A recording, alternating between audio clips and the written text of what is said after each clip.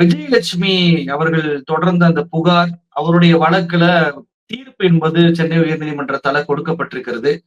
மிக நீண்ட வருடமாக இந்த வழக்கு என்பது விசாரிக்கப்படாமயே இருந்துச்சு. ஆனா இப்போ தீர்ப்பு என்பது வெளியாகிருக்கு. சீமான் மீதான அந்த பாலியல் குற்றச்சாட்டை நீதிபதி அவர்கள் உறுதிப்படுத்தியிருக்கிறாரு. அந்த தீர்ப்புடைய முழு விவரம் என்ன? தீர்ப்புல நீதிபதி என்ன சொல்லியிருக்கிறார்? கொஞ்சம் விவரமா சொல்லுங்களேன். கடந்த 17ஆம் தேதி இந்த வழக்கினுடைய தீர்ப்பு வெளியானது. இது என்ன அப்படின்னு பாத்தீங்கன்னா, 2011ஆம் ஆண்டு விஜயலட்சுமி அவர்கள் நடிகை விஜயலட்சுமி அவர்கள் இயக்குனர் சீமான் மீது ஒரு புகார் கொடுக்குறாங்க. என்ன அப்படின்னா, தன்னை திருமணம் செய்து கொள்வதாக ஆசை வார்த்தை கூறி தன்னை பாலியல் ரீதியாக அவர் பயன்படுத்தி கொண்டார். அதனால அவர் மீது நடவடிக்கை எடுக்க வேண்டும் என்கிற ஒரு புகார் கொடுக்குறாங்க. அந்த புகார் குற்ற வழக்கு குற்ற எண் 1007/2011 அப்படிங்கிற ஒரு வழக்காக அது வளசரவாக்கம் காவல் நிலையத்தில் சென்னையில ஒரு வழக்கு பதிவு செய்யப்படுது. ஆனால் அந்த வழக்கு சீமான் அவர்களை தங்களுடைய கட்டுப்பாட்டுக்குள்ள வைத்துக் கொள்வதற்காக அதிமுக அதை பயன்படுத்தி கொண்டது. அந்த வழக்கை மட்டும் பதிவு பண்ணதோட அதில் எந்தவித மேல் நடவடிக்கையும் எடுக்காமல் அதிமுக தொடர்ச்சியாக இருந்தது. அந்த வழக்கு உயர்நீதிமன்றத்தினுடைய நீதியரசர் ஜி.கே. இளந்திரையன் அவர்கள் முன்பாக வந்தது. சீமான் அவர்களுடைய சார்பாக மூத்த வழக்கறிஞர் ஜான் சத்யன் அவர்கள் வாதிட்டார். அரசு தரப்பிலே சென்னை வளசரவாக்கம் காவல் நிலையத்தினுடைய ஆய்வாளருக்காக அரசு குற்றவியல் வழக்கறிஞர் KMD முகிலன் அவர்கள் வாதிட்டார். அப்போ அதற்கான தீர்ப்பு தான் கடந்த 17ஆம் தேதி கொடுக்கப்பட்டது. நேற்று முன்தினம் அதோடைய தீர்ப்பினுடைய முழு விவரங்கள் வெளியானது. தீர்ப்பு பாத்தீங்கன்னா ஒரு 13 பக்க தீர்ப்பு. பொதுவாக ஒரு தீர்ப்பில் இருதரப்பு வாதங்கள் என்ன வைக்கப்பட்டது என்பதை முதலில் சொல்லிவிட்டு அடுத்ததாக நீதியரசர் தன்னுடைய கருத்தை சொல்லுவார். அந்த வகையில பாத்தீங்க அப்படின்னா இந்த வழக்கு 2011ஆம் ஆண்டு குற்ற எண் 1007 என்ற ஒரு வழக்காக சென்னை வளசரவாக்கம் காவல் நிலையத்தில் வழக்கு தாக்கல் செய்யப்பட்டது. அதுல என்னென்ன பிரிவுகளின் கீழ் அந்த வழக்கு பதிவு செய்யப்பட்டது அப்படின்னு பாத்தீங்கன்னா, IPC இந்திய தண்டனை சட்டம் 417, 420, 354, 376, 506 உட்பிரிவு 1, உடன் இணைந்த பிரிவு அப்படின்னு சொல்லி இது எல்லாமே இந்திய தண்டனை சட்டத்தினுடைய பிரிவு. உடன் இணைந்த தமிழ்நாடு பெண்கள் துன்புறுத்துதல் தடை சட்டம், அந்த சட்டத்தினுடைய பிரிவு 4 ஆகியவற்றின் கீழ் குற்றங்களுக்காக இந்த வழக்கு பதிவு செய்யப்பட்டது. அப்போ இந்த வழக்கு எதற்காக ரத்து செய்ய வேண்டும் என்று சீமான் தரப்பு வழக்கறிஞர் ஜான் சத்யன் அவர்கள் வாதம் வைத்தார் அப்படின்னா, நான் சொன்னதை போல இது முதல்ல 2011 இந்த வழக்கு தாக்கல் செய்யப்பட்டது. இருந்தாலும் கூட 2012லேயே விஜயலட்சுமி ஒரு கடிதம் கொடுக்குறாங்க. இந்த வழக்கு நீங்க மேல் நடவடிக்கை எடுக்க தேவையில்லை, நான் புகாரை வாபஸ் வாங்கிக்கிறேன் அப்படின்னு 2012 ஆகஸ்ட் 9ஆம் தேதி விஜயலட்சுமி ஒரு கடிதம் கொடுக்குறாரு. அப்போ அந்த கடிதத்துக்கு பிறகு பெரிய நடவடிக்கைகள் எதுவுமே எடுக்காம அந்த வழக்கு அப்படியே கிடப்பிலேயே போட்டுறாங்க. அப்படி தொடர்ச்சியாக இந்த வழக்கு கிடப்பில் போடப்பட்ட போது 2023 செப்டம்பர் 8ஆம் தேதி அந்த வழக்கை மீண்டும் ரீஓபன் பண்றதுக்காக விஜயலட்சுமி இன்னொரு பெட்டிஷன் கொடுக்குறாங்க. அப்போ அந்த பெட்டிஷனின் அடிப்படையில் தான் நான் குறிப்பிட்ட அந்த பேரங்கள்லாம் நடந்தது. சாட்டை துறைமுகம் போன்றவர்கள்லாம் அந்த பேரம் பேசி அந்த பேரம்லாம் அந்த 1.5 ஆண்டுகளுக்கு முன்பாக நடந்தது. அது ஒரு 11 நாள்ல 19/9/2023 விஜயலட்சுமி இந்த வழக்கை நான் மறுபடியும் இந்த புகாரை வாபஸ் வாங்கிக்கிறேன்னு ஒரு கடிதம் கொடுக்குறாங்க. அப்போ இந்த 2 கடிதங்களுக்கு அடிப்படையில் நீங்க இந்த வழக்கை முடித்து வைக்க வேண்டும். அவர் புகார்தாரரே குற்றத்தை மேல் நடவடிக்கை வேண்டாம்னு சொல்லி புகாரை வாபஸ் வாங்கிட்டதுனால நீங்க இந்த வழக்கை ரத்து செய்ய வேண்டும், இந்த முதல் தகவல் அறிக்கையை ரத்து செய்யணும் அப்படின்னு சொல்றாங்க. இது நம்ம சட்ட ரீதியாக என்ன சொல்லுவோம்னா, ஒரு வழக்கை MF பண்றது அப்படின்னு சொல்லுவாங்க. அதாவது மிஸ்டேக்ஸ் ஆஃப் ஃபேக்ட் அப்படின்னு சொல்லிட்டு முதல் தகவல் அறிக்கை என்பது ஒரு ஃபர்ஸ்ட் இன்ஃபர்மேஷன் ரிப்போர்ட், முதல்ல கிடைச்ச தகவலின் அடிப்படையில் போடப்படுகிறது. ஆனால் அதன் பிறகு காவல்துறை முழுமையான விசாரணை செய்கிற போது அதில் உண்மை தன்மை இல்லை, இந்த புகார்ல உண்மைத்தன்மை இல்லை, அதனால இந்த முதல் தகவல் அறிக்கையை காவல்துறை ரத்து செய்யறோம்னு சொல்லி அந்த MF பண்ணி க்ளோஸ் பண்ணுவாங்க. ஸோ அப்படி இதை ரத்து செய்ய வேண்டும் அப்படின்னு சொல்லி உயர்நீதிமன்றம் மூலமாக ரத்து செய்ய வேண்டும்ன்றதா ஜான் சத்யனுடைய வேண்டுகோள். அதில் அவர் மிக தெளிவாக ஒரு வார்த்தையை பயன்படுத்துகிறார். It was amicably settled between the both the parties சொல்றாரு. அப்போ இதுல என்னன்னா, குற்றம் நடக்கலைன்னு சொல்ல வரல, நாங்க எங்களுக்குள்ள செட்டில்மெண்ட் பண்ணிக்கிறோம் அப்படின்னு சொல்றாங்க. இப்போ இது உரிமையியல் வழக்கு, சிவில் வழக்குகளுக்கு இது ஓகே.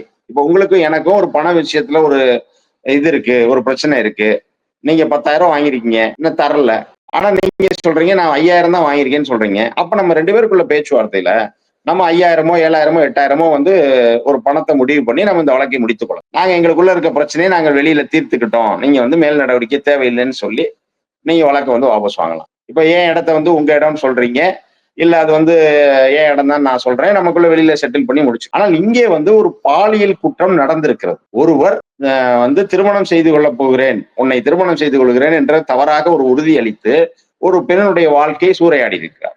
அப்ப இதுல போய் நீங்க அமிக்கபிளி செட்டில் பிட்வீன் தி பார்ட்டிஸ்ங்கிற வார்த்தை எப்படி இதுல பொருந்தும்? ஆக இது வந்து அவர்களுடைய தரப்பின் வாதம். இன்னொன்று பாத்தீங்கன்னா, அந்த பிரிவில் மிக முக்கியமான பிரிவு வந்து 376. இந்த பாலியல் குற்றம் நடந்ததற்கான மிக முக்கியமான குற்றப்பிரிவு அது. இவங்க என்ன சொல்றாங்கன்னா, அந்த குற்றப்பிரிவு பொருந்தாது அப்படிங்கிறது ஜான் சத்தியனுடைய வாதம். இதற்காக வந்து அவர்கள் வந்து ஒரு பழைய உச்சநீதிமன்றத்தினுடைய வழக்குடைய தீர்ப்பெல்லாம் அவர் மேற்கோள் காட்டுறார். பிரசாந்த் மற்றும் டெல்லி அரசுக்கு எதிரான ஒரு வழக்கு. அந்த வழக்கினுடைய தீர்ப்புகளை எல்லாம் அவங்க மேற்கோள் காட்டி தன்னுடைய வாதத்தை வைக்கிறார். அப்போ அரசு தரப்பினுடைய வழக்கறிஞர் முகிலன் அவர்கள் தன்னுடைய வாதத்துல என்ன சொல்றாருன்னா, இதை வந்து மறுக்கிறார். இப்படி வந்து இதுல வந்து நீங்க அமிக்கபிள் இப்படி செட்டில் பண்ண முடியாது. இந்த சட்டப்பிரிவுகள் அனைத்துமே மிக முக்கியமான சட்டப்பிரிவுகள். அதனால இந்த சட்டப்பிரிவுகள் வந்து காவல்துறையினுடைய விசாரணையில வந்து இது உறுதிப்படுத்தப்பட்டிருக்கிறது.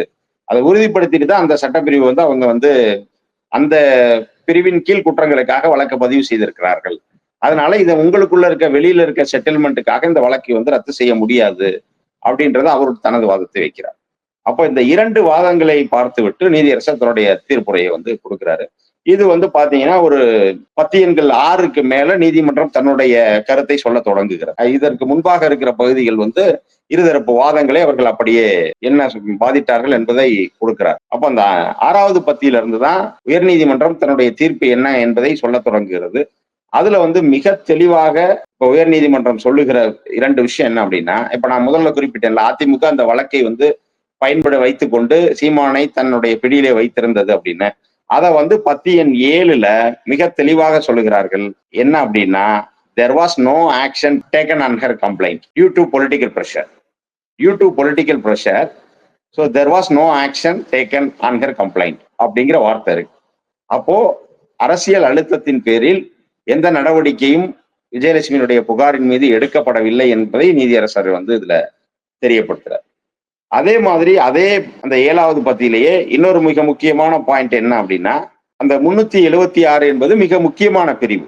அது வந்து நான் பெயிலபிள் அஃபென்ஸ், பிணையில் விடுவிக்க முடியாத ஒரு குற்றப்பிரிவு. இந்த குற்றப்பிரிவு, இந்த குற்றம் வந்து நடந்திருப்பதற்கான முகாந்திரம் இருக்கிறது. அதற்கு வந்து ஆதாரம் இருக்கு. அதனால இந்த குற்றம் இருக்கிற பட்சத்தில் நீங்க வந்து வெளியில வந்து உங்களால பேசிக்க முடியாது. ஏன்னா அதனாலதான் இந்த குற்றம் இல்லைங்கிறது சீமான் தரப்பு வாதத்துல வைக்கப்பட்டது. 376 வராது அப்படின்னு. ஏன்னா மற்ற பிரிவுகளை நாங்க வெளியில பேசி தீர்த்துக்கிட்டோம். இப்ப 417 420 போன்ற பிரிவுகளை நாங்கள் வெளியில பேசி தீர்த்து கொண்டோம் அப்படின்னு சொல்லலாம். ஆனா இந்த 376 நடந்திருப்பதற்கான இது இருக்கு, அடிப்படை ஆதாரங்கள் இருக்கிறது அப்படிங்கிறத தன்னுடைய வாதத்தில் வந்து அவர் சொல்றாரு. அதே மாதிரி இன்னொரு விஷயம் வந்து அந்த பாயிண்ட்ல அவர் சொல்றது என்ன அப்படின்னா, திரும்ப பெற்றுக்கொண்ட அந்த கடிதம் இருக்கு இல்லையா, அந்த கடிதம் வந்து த்ரெட்டின் அடிப்படையில், அதாவது அச்சுறுத்தலின் அடிப்படையில் அவர் கொடுத்திருக்கிறார் அப்படிங்கிறத நீதியரசர் உறுதிப்படுத்தும். அப்போ இது வந்து நான் வந்து அச்சுறுத்தலின் அடிப்படையில தான் நான் இதை வந்து, ஏன்னா அவங்க வந்து என்ன பண்றாங்கன்னா, முதல் முறையில எந்த ஆக்ஷனுமே இல்லை. இப்ப நீங்க எந்த விட்னஸையும் கூப்பிடல, விசாரிக்கல.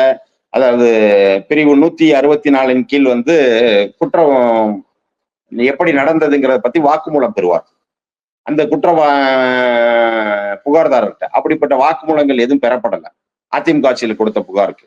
திமுக ஆட்சியில 2023 வந்து மீண்டும் விஜயலட்சுமி புகார் கொடுத்த உடனே அது போன்ற நடவடிக்கைகள் மேற்கொள்ளப்பட்டது. அந்த நடவடிக்கையெல்லாம் அவருக்கு தன்னை உட்படுத்தி கொண்டு அப்புறம் போய் அவர் வேண்டான்னு சொல்றாரு. அப்போ இது வந்து பாத்தீங்கன்னா ஒரு மேஜிஸ்ட்ரேட்டுக்கு முன்பாக, நீதித்துறை நடுவருக்கு முன்பாகத்தான் அந்த பிரிவு 164 கீழ் வாக்குமூலம் கொடுக்கணும். அப்போ அந்த வாக்குமூலத்தை எல்லாம் கொடுத்த பிறகுதான் செப்டம்பர் 19 8ஆம் தேதி ஒரு புகார் மீண்டும் கொடுக்கிறார். உடனடியாக அது தொடர்பான அந்த பிரிவு 164 கீழ் வாக்குமூலங்கள் பெறப்படுகிறது. அந்த வாக்குமூலத்தை அவர் அளித்த பிறகு போய் அவர் வழக்கை வந்து வாபஸ் வாங்குறார். அப்போ இது வந்து கம்ப்ளீட்டா வந்து அவரை அச்சுறுத்துவதன் காரணமாக எடுக்கப்பட்ட ஒரு முடிவு அப்படிங்கிறத நீதியரசர் வந்து தெளிவாக. ஆக இதெல்லாம் இப்படி இருக்கிறதுனால இந்த நிலையில் இந்த வழக்கை வந்து ரத்து செய்ய முடியாது அப்படின்னு சொல்றாங்க. இப்ப பொதுவாக இது போன்ற வழக்குகளில் வந்து அடிப்படை முகாந்திரம் இல்லை அப்படின்னா முழுமையா அந்த வழக்கு ரத்து செய்யப்படும். ரத்து செய்யப்படவில்லை என்றாலே கிட்டத்தட்ட அந்த வழக்குல வந்து பின்னாளில் தண்டனை கிடைக்க போகுதுன்னு தான் அர்த்தம். ஏன்னா அந்த அடிப்படை ஆதாரம் இருக்கிறதுனாலதான் இந்த நிலையில அந்த வழக்கை வந்து நம்ம இது பண்ண முடியாதுங்கிற ஒரு முடிவை வந்து நீதிமன்றம் எடுக்கும். ஆக இங்கே அப்படி ஒரு இது எடுத்திருக்காங்க. அதே போல மீண்டும் என்ன சொல்றாங்க அப்படின்னா, இது வந்து தொடர்ச்சியாக, ஏன்னா ஜான் சத்தியன் வாதத்துல என்ன சொல்றாரு, இட் வாஸ் லாங் பெண்டிங். 2011 போடப்பட்ட எஃப்ஐஆர் 25 வரைக்கும் எப்படி வச்சிருக்கிறது, அதனால வந்து இதுல எந்த ஒரு அடிப்படை ஆதாரம் இல்லாதனாலதான் இந்த புகார் எத்தனை நாள் நிலுவையில் வச்சிருந்தாங்கிற மாதிரி அவர் தனது வாதத்தில் சொல்றார். ஆனால் அதுதான் பொலிட்டிக்கல் பிரஷர்னால நடந்ததுங்கிறத நீதியரசர் சொல்லிடுறாரு. அதனால வந்து இறுதியாக என்ன சொல்றாங்க அப்படின்னா, இன்றைய இந்த உத்தரவு பெறப்பட்ட நாளிலிருந்து 12 வாரங்களுக்குள் காவல்துறை வந்து இதுல வந்து முழுமையான இறுதி அறிக்கையை தாக்கல் செய்யணும் அப்படின்னு சொல்லியிருக்காங்க. அந்த இறுதி அறிக்கையை காவல்துறை தாக்கல் செய்த பிறகுதான் இந்த வழக்குங்கிற சூடுபிடிக்கும். அந்த இறுதி அறிக்கையை தாக்கல் செய்த பிறகு இந்த வழக்கினுடைய அடுத்த ப்ராசஸ், அடுத்து வந்து சார்ஜ் ஷீட் ஃபைல் பண்ணுவாங்க. குற்றப்பத்திரிகை தாக்கல் செய்யப்பட்டு வழக்கு விசாரணை எல்லாம் தொடங்கும். கிட்டத்தட்ட 15 சாட்சிகள் இருப்பதாக சொல்லப்பட்டிருக்கிறது. அப்போ அந்த 15 சாட்சிகள் அடுத்து விசாரணைக்கு அழைக்கப்படுவார்கள். அப்படி இந்த கேஸ் வந்து கண்டினியூஸ் ஆகும் பொழுது குற்றம் சாட்டப்பட்டவர் மீதான குற்றம் வந்து உறுதிப்படுத்தப்படுவதற்கான வாய்ப்புகள் அதிகமாக இருக்கிறது. அப்ப சீமான் வந்து பாலியல் வழக்கில் அவர் சிறை செல்வது உறுதி அப்படிங்கிற ஒரு நிலையைத்தான் இந்த தீர்ப்பு வந்து உறுதிப்படுத்தியிருக்கு.